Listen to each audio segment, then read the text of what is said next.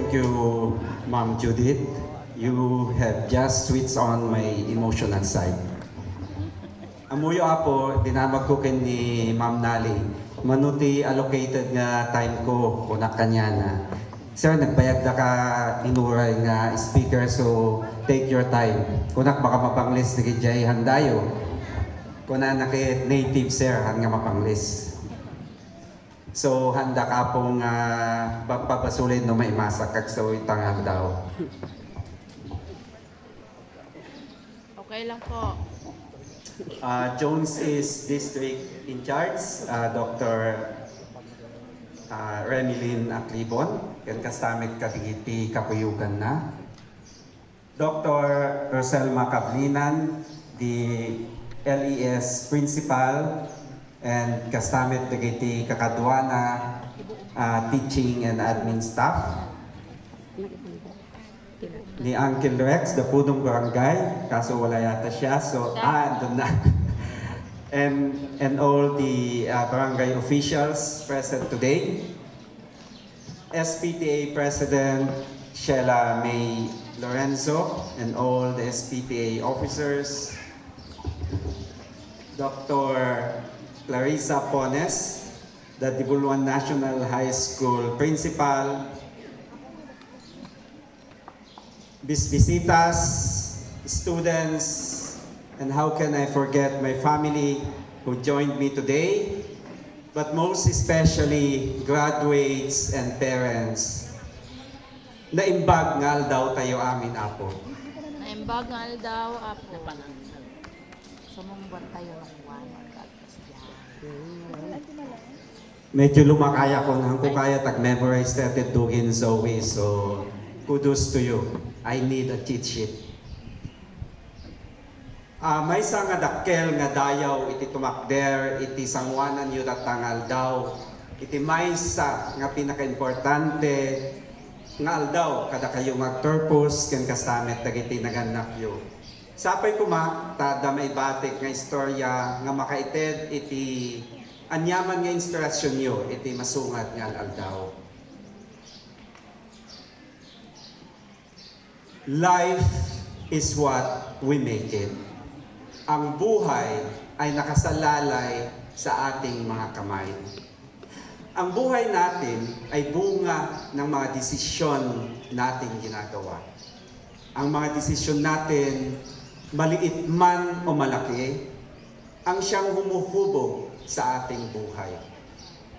Minsan, isang maling desisyon ay habang buhay nating babalikatin ang kanyang kapalit. Sa panahon na pinipili ang pag-Facebook, pag-ML, paglalakwatsa, bago ang pag-aaral, yun ang aanihin natin balang araw. Or we can live a life of success, a life of significance, a life fulfilling our own purpose. We can live a life doing the things that we are passionate about. Yung mabuhay tayo na madami tayong pinagpipilian sa anumang aspeto, hindi yung hinihintay na lang natin ang ibigay ng tadhana. Standing before you today is the poor boy from Linamot, who is now working at the biggest bank in Kuwait, the top 5 bank in the Middle East, and one of the safest bank in the whole world. Our bank has branches in key cities like New York, London, Singapore, Shanghai, Switzerland, and other key cities in the Middle East. I lead a team of core banking and payment specialists who manages the most critical IT applications of the NBK Group.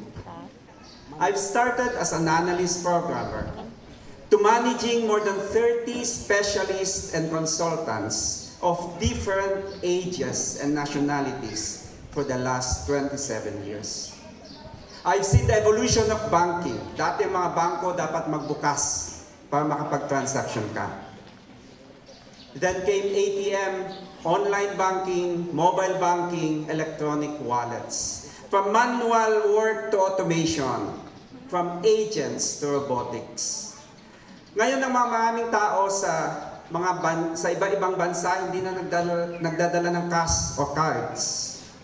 Ang kanilang dala, mobile devices or ang kanilang relo, makakapag-transact na sila 24 hours a day. Pupunta sila sa tindahan, hindi na sila magdadala ng coins. Hindi na nila kailangan ng money garland. Ang kailangan nila, may laman yung electronic wallet nila. Hindi na natutulog ang mga bangko 24/7 providing banking services tulad ng mga hospitals. Dahil pag nagka-problema ang customer, kahit saan man siyang panig ng mundo, kailangan maserbisyuhan namin sila. It is tough in working in such environment, but I can tell you, it is fulfilling. Mahirap, pero masarap po sa pakiramdam. Outside work, I became the youngest and most awarded president of the oldest Toastmasters Club in the Western region of Saudi Arabia. Toastmasters Club are building young leaders and speakers in the whole world, founded more than 100 years ago. I have founded the Overseas Filipino Smart Investors. This is a group of OFW professionals who are spreading financial literacy among OFWs. Tinuturuan namin sila paano humawak ng pera. When I graduated in college, I was the graduating batch president for more than 500 computer engineering graduates. So ang tanong, how a poor boy from Linamot did all of this, and at the same time trying to uproot my family from extreme poverty. Kasanong nga timaysta nga ubing nga may grigat nga tagabanbantay iti Linamot, ket nakaya na iti amin kada itoy kagiddan ti panangin inot na nga iaaon ti pamilya na ti sobrang rigat. Graduates and parents, it is possible. Let me share with you a few points that you can ponder on. Ikandak man nga rod, iti gundaway, mangibati, iti pagpanpanunutan nyo, itangal daw. First, sabi nga ni Zoe kanina, dare to dream. Mangarap. Kahit ano pa ang kalagayan nyo sa buhay, huwag matakot, huwag mahiya, mangarap kayo. Dream! Gusto mong maging abogado, doctor, teacher, farmer, engineer, businessman, pursue it. Dream! Dapat alam mo ang iyong pangarap dahil ito ang iyong destinasyon sa buhay. Kasi kung hindi mo alam ang pupuntahan mo, uray at malmalim ka nga pag na, haan ka makasangpet, di ka di. Kasado ka makasangpet, kaya't mo papanan, no hamuk ammo, ti papanan. So dream. 36 years ago, I was one like you. I was sitting in that corner like Zoe. Nagdagsinmet ti tingit ko iti Zoe. The difference is, nangisngisitak ngim sika, nabasbasitak pa ngim sika, ken makita nga inggatangan nakadamamang tibaron sa ngayon uniform mo. Siya, mapigpigis tay short ko, binulot pa'y ti sapatos ko. Hindi mo nga ako minsan mapapansin sa karamihan, minsan pinagtatawanan sa kanyang mga kahinaan.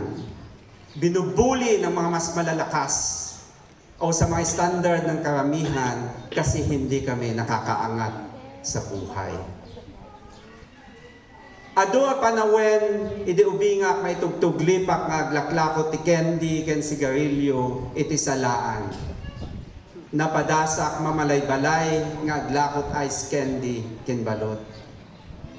Ngunit sa gitna ng pinagnadaanan ko sa buhay, tahimik lang akong lumalaban.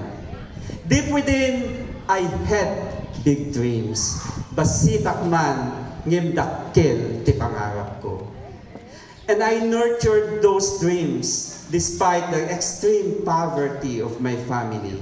Kahit gaano kami kahirap, hindi ako nahiya, hindi ako natakot mangarap. Naalala ko noon, unang pasok ko sa grade 1, piso laing tibalon ko. It's sumarong nga aldawin, awanin. Nakajakpatak lang ti first day. Kailangan talhik ti inapoy kan masidatap nun ada pangal daw ko.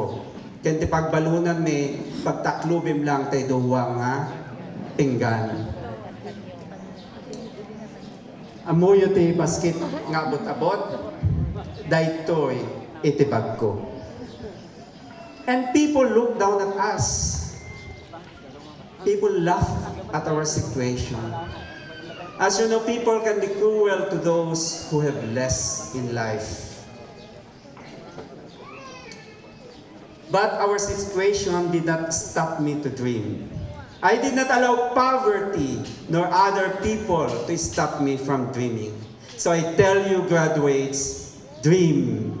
Nurture the dreams that you have kahit gaano kahirap ang buhay, mangarap kayo.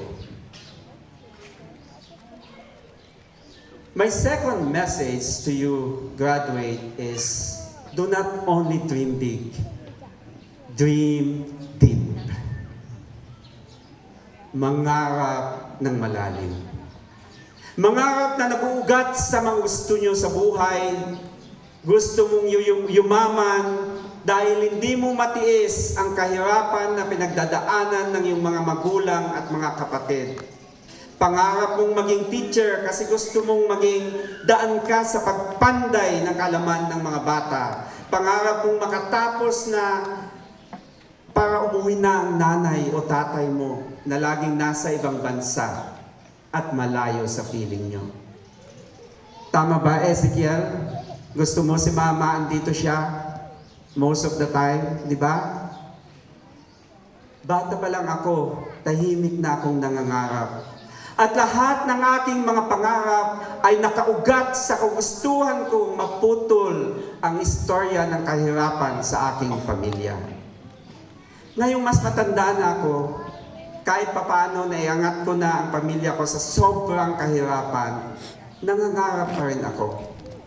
Pero ito ay naguugat na sa kagustuhan ko ding maging instrumento ng mga tao sa paligid ko na sila din ay umalagwa sa hirap ng buhay kahit man lang sa mga maliliit kong pamamaraan. Dream deep, rooted in your values in life, rooted in your desire to make a difference in this world, in your communities, in your families. Dream not only for yourselves, but for the people around you. Mangarap kayo ng malalim na hindi lamang para sa sarili nyo, kundi sa mga taong nakapaligid sa inyo.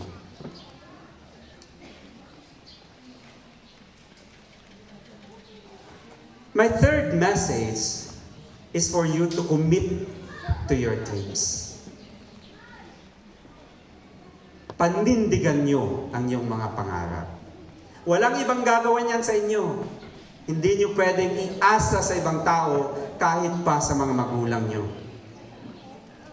Nung ako ay may ka-college na napakalaking problema ng aking tatay. Hindi niya alam kung saan kukunin ang pagpapaaral niya sa akin. But I was sure what I wanted. Gusto ko mag-aral at gusto ko sa Maynila.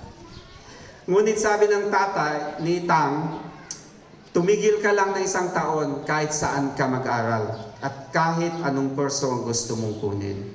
O kung gusto mong hindi tumigil, sa Santiago ka mag-aral. Ngunit sa pagitan ng aking mga luha, sabi ko, gusto ko sa Maynila kasi andun yung kurso na gusto ko. At that point in time, I wanted to become a computer engineer. Kasi nung panahon na yon, bago na course na yon at malaki daw ang sahod.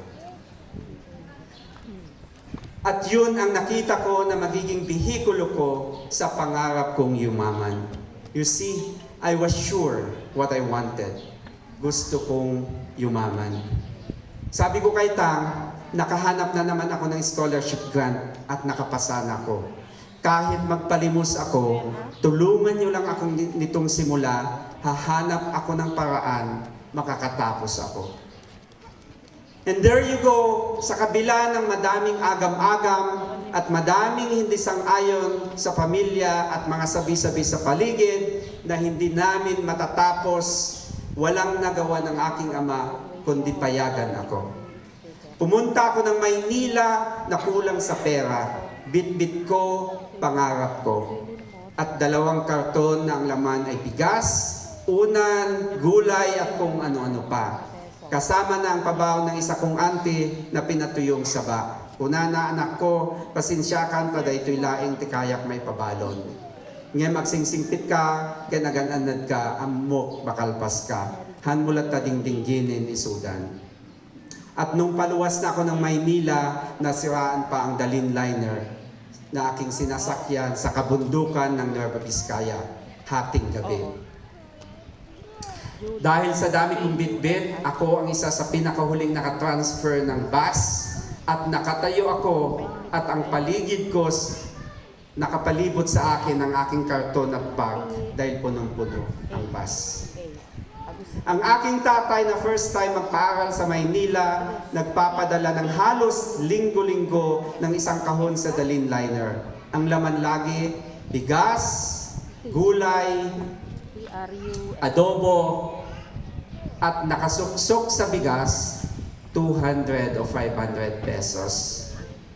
At dahil doon, ramdam na ramdam ko ang kagustuhan niyang maipabot ang kanyang suporta. Dahil alam ko kahit 200 pesos lang yon, pinaghirapan niyang hanapin. The poor boy from the barrio has to withstand all the difficulties away from home in the big city with not enough resources. Minsan nawawala ako sa Maynila, minsan naglalakad ako pa uwi mula Adamson University hanggang boarding house para lamang makatipid ng pamasahe. While my classmates wear new clothes, ang sa akin pinaglumaan no daduma nakalawlawa. Nagpapalimos ako sa aking mga kapatid, mga pinsan para lang may dadagdag sa aking allowance. Kung kulang perang ibibigay ni Inang, tutulo na lang ang luha ko. At hindi ko yun pine-Facebook kasi wala pang Facebook noon. At pag nakakatapos ng isang SEM, para akong nabubunutan ng tinik sa dibdib. I had to struggle alone. While my family grappled with the situation of losing 3 members of our family one after the other during my college days. Biglang namatay ang aking tatay pagkatapos ko ng first year college. Ang aking kapatid pagkatapos ng aking second year college. At ang aking bayaw na sundalo pagkatapos ng 4th year college. Akalot ko noon, mauubos kami pa isa-isa. Buti na lang tumigil. I was alone trying to deal with all the pain, the questions, seeing Inang na laging umiiyak dahil sa pagkamatay ng kanyang anak. But God has a way to touch our lives. He sent angels to help me get through. Mula first year college, ang nagbabayad ng aking tuition ay isang Japanese retiree through a scholarship grant na naipasa ko at nalaman dahil sa aming butihing principal noon sa La Salette of Jones na si Sister Faye Havel. Then I became a student volunteer sa office ng VP for Administration sa Adamson University na ang VP that time ay si Sister Hervasia Cabel of the Cabel family. At madaming beses nakakalibre ako ng pagkain dahil sasabihin niya pag malapit ng uwian, "Ato, come with me in the convent." Na papunta siya ng St. Joseph College. Pagdating sa kombento, sasabihin niya sa kusina, "Manang give Ato food," and balutan mo siya ng iuwi niya. So magiging libre ng aking pagkain for that day at may take home pa ako. She also asked me to tutor some students para may pandagdag allowance. Minsan, isasama niya kami sa mga kain niya sa mga restaurants at mga events. Dahil baryutik ako, ang ginagawa niya, tuturuan niya, ganito paghawak ng kutsara at tinitur sa mga mamahaling restaurant. She taught us how to behave. And she also made us part of the volunteers every graduation ng Adamson University, which is twice a year sa PICC. Naalala ko noon, nag-abot pa ako ng tubig kay dating Senador Edgardo Angara, na guest speaker namin minsan. I also experienced na nakaupo sa isang event sa Luneta, na ang katabi ko na pala mga governors ng Ifugao at mga poorest provinces. Kasi may unveiling ng marker doon na ang guest ay ang presidente noon na si Fidel V. Ramos. Those experiences had allowed me to stay focused with my dreams. Kahit madaming beses akong nagkakamali, nadadapa, na panghihinaan ng loob, o minsan nalilito na sa aking tinatahak. All of those experiences had widened my perspective in life. I have learned that in order to succeed in whatever you do, you need to aim for excellence. Kung gusto mong maging successful, dapat ang i-aim mo ay kagalingan. Hindi pwede yung pwede na. Naalala ko noon, may isang subject ako na lagi kong nape-perfect yung exam. At sabi ng instructor namin, saan mo kinukuha yung mga questionnaire? Mukhang may leakage ka. Kasi madaming bumabagsak sa subject namin noon. At sa batch namin, minsan tinawag akong Mr. Perfect kasi madami akong nape-perfect sa exam. Aim for excellence and commit to your dreams. By surrounding yourself with the right influence, tamang barkada at tamang mga tao sa paligid. Continue to learn and grow kahit anong estado na natin sa buhay. At pinaka-importante, lagi niyong hawakan at panindigan ang inyong mga pangarap.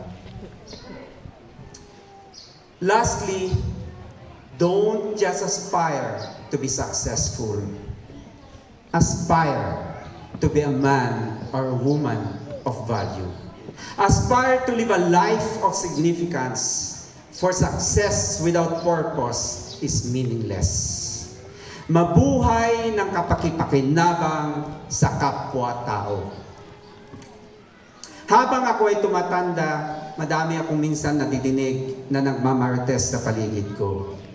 Ang sasabihin ng iba, swerte ng batang ito. Minsan sasabihin naman nila, gaano na kaya siya kayaman. May mga nagsasabi naman, sayang yung pera niya kasi wala siyang sariling anak. But I tell you, do not allow other people to define your value. I never felt na swerte ako. I'm just so blessed that God is allowing me to harvest whatever I have planted all these years. And yes, I can tell you, napakayaman ko na sana.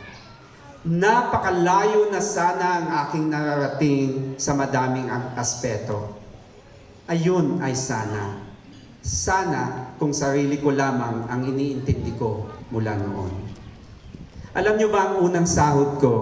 I bought a washing machine para kay Inang para mawawasan ang hirap niya sa paglalaba. Kasi mula nung bata, nakita ko kung gaano siya naglalaba para sa kanyang 8 anak. At bawat buwan ng mga unang sahod ko ay inuunti-unti kong binabayaran ang mga utang namin na naipon sa maraming taon. Lagi kong dinidivide ang sahod ko sa 3 tumpok. Unang tumpok para sa mga pangkasalukuyang pangangailangan. My personal expenses. My expenses to support my family, my siblings, my nephews and nieces. Gusto kong maranasan ng aking pamilya ng konting alwan sa buhay, lalo na si Inang, bago man lang siya pumanaw sa mundong ito. At sa mga pamangkin ko, para makapagtapos sila sa pag-aaral. Because I strongly believe that education is the greatest equalizer in life. Pangalawang tumpok, kahit konti, nagtatabi ako para pagdating ng araw na hindi na ako makatrabaho ay may pagkukuhanan ako. Insurance, investments, pension fund, hospital stocks.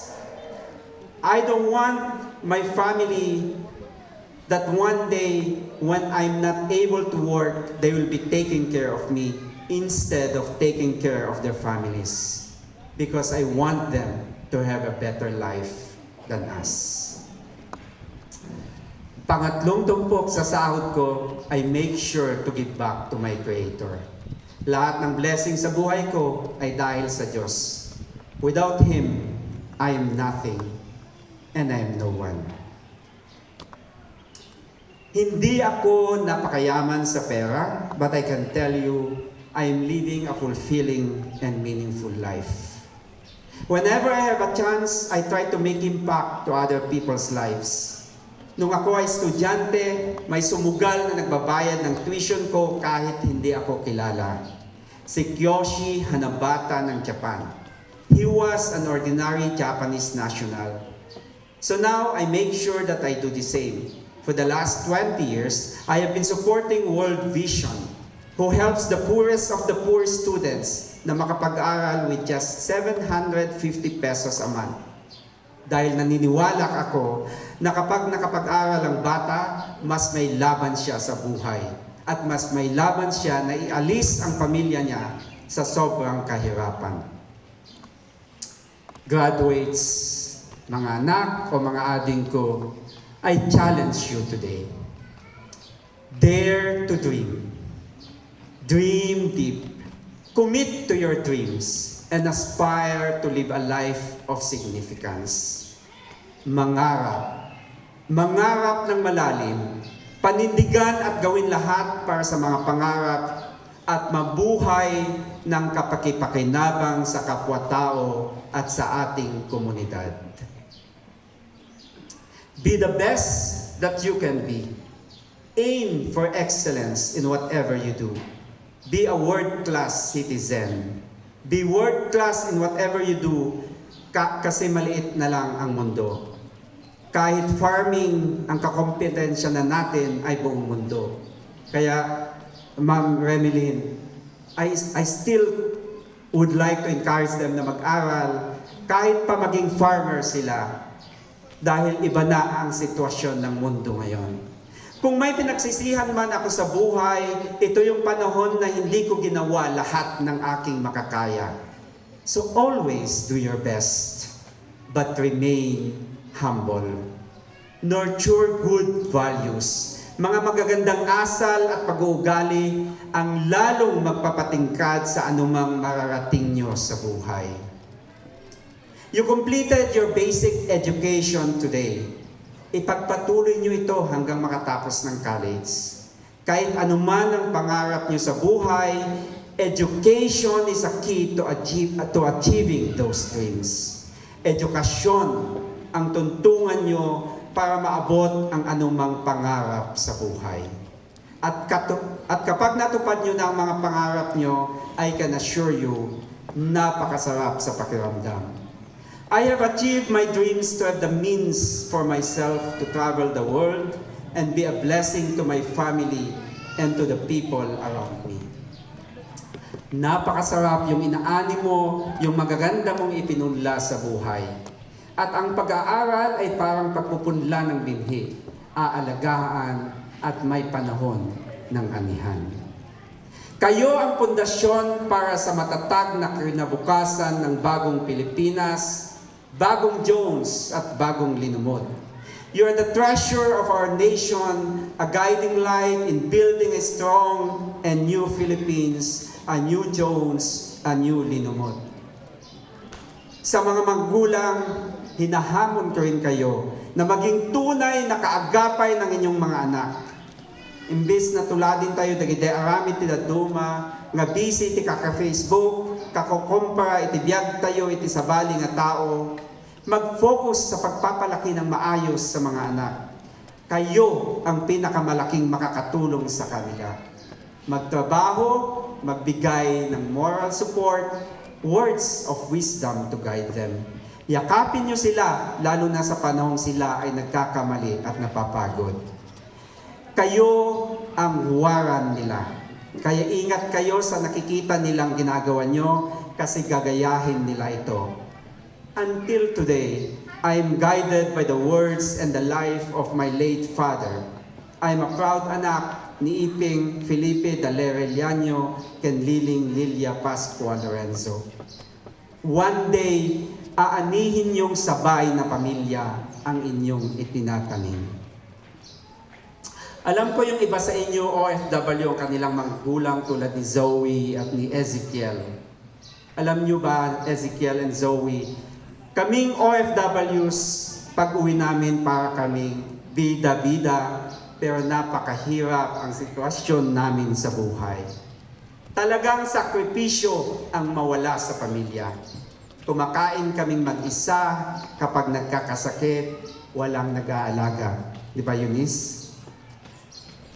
Sa mga espesyal na okasyon, tumutulo ang aming mga luha, pero patuloy pa rin kaming lumalaban at binibilang ang mga taon na kayo'y makapagtapos na para kami naman ay makauwi na. At kung sana hindi ako umalis ng bansa, mas madami pa sana akong natupad sa mga pangarap ko. Kasi sana gusto ko rin maging abogado para makatulong pa sa mas maraming tao. But I had to make the supreme sacrifice para sa pamilya ko. I wish that one day, dumating ang panahon na ang pagiging OFW, ang paglayo sa pamilya, lalo na sa maliliit pa ang mga anak, ay hindi na kailangan gawin ng mga magulang para lamang kumita. Sana sa inyong henerasyon, hindi nyo na maranasan ang malayo sa inyong mga anak para maghanap buhay. Kaya mag-aral kayong mabuti. Para kayo ang babago ng sitwasyon ng inyong bawat pamilya. Before I close, may dalawa akong regalo sa mga graduates. Saan na, Ma'am Nali?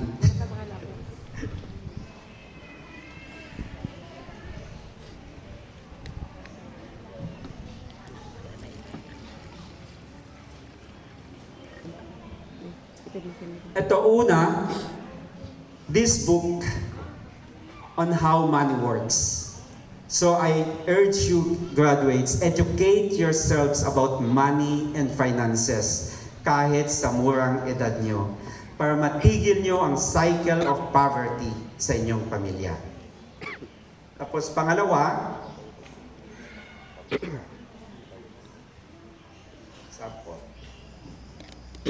T-shirt na simbolo ng aking imbitasyon sa inyo na umattend sa Second Grand Alumni Homecoming sa December 28, 2024. And can I expect a number from you? Zoe? Carla? May special number kayo sa December? Pwede ba? Thank you. See, why I'm encouraging you to attend?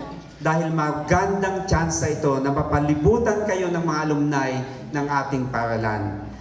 Para makapag-connect kayo at mapagtanungan nyo sila yung mga gusto nyong matanong sa buhay. Maging kaibigan nyo sila hindi lamang sa Facebook. Kasi minsan nakikita ko lang yung mga mga post nyo. Yung mga patama ni Zoe para mas madami siyang money garland. Di ba?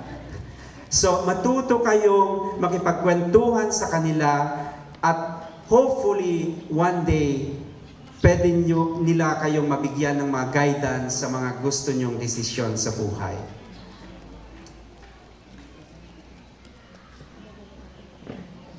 And to my family and friends who came today dahil pinilit ko silang umattend, simbolo kayo lahat ng mga taong tunay na nagmamahal at nagpapahalaga sa akin. You all make my life more meaningful. Thank you. Living away from home since nag-college ako, bihira niyo ako makita sa ganitong pagkakataon, so sinamantala ko na kayong imbitahan. And to LES family, Ma'am Roselma, Ma'am Nali, Ma'am Judith, thank you for always giving me a platform to make small contribution to my community. You remind me to look back to where I came from and to where I am looking forward to coming home one day. And baka pwede nang umattend si Ma'am Remilyn sa next reunion natin. Kasi inisnab niya tayo 2 years ago. Congratulations again, graduates, and to the proud parents. And LES, Tinagadalak, Linumod, Tinagtuudak. Naimbag nga daw tayo amin na po.